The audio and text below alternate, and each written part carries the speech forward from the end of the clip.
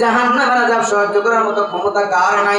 জাহান্নামের এত কঠিন আওয়াজ, এত কঠিন আযাব কেউ সহ্য করতে পারবে না।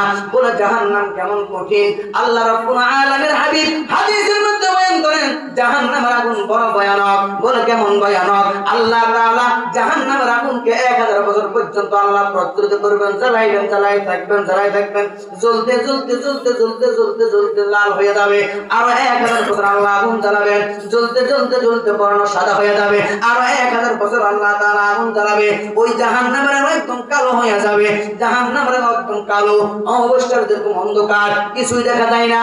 জাহান্নামের আগুন এমন কালো হয়ে থাকবে, কেউ দেখবে না কাকে শাস্তি দেওয়া হয়। ও আমার মা, গুনাহ নিয়ে যদি কবরে যাও, জাহান্নামের আগুন, জাহান্নামের আগুন সহ্য করার ক্ষমতা কারো নাই।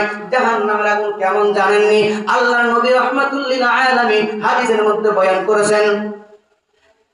সাহাবী আমর ইবনে আস রাদিয়াল্লাহু তাআলা আনহু বয়ান করেন, তিনি লিখেছেন জাহান্নামীদেরকে আল্লাহ তাআলা যখন জাহান্নামে দিবে, জাহান্নামে দেওয়ার পর তারা জাহান্নামে চিল্লাইয়া চিল্লাইয়া কাঁদবে। বলে কেমন চিল্লাবে? গাধার আওয়াজের মতো চিল্লাইয়া চিল্লাইয়া কাঁদবে। এমন করে কান্নার আওয়াজ, শুধু জাহান্নামে থেকে কান্নার আওয়াজ। আর ওই জাহান্নামের ফেরেশতা দারোগা মালিককে ডেকে ডেকে বলবেন 40 বছর পর্যন্ত ডাকতে থাকবেন, ও ভাই কথা শুনো না।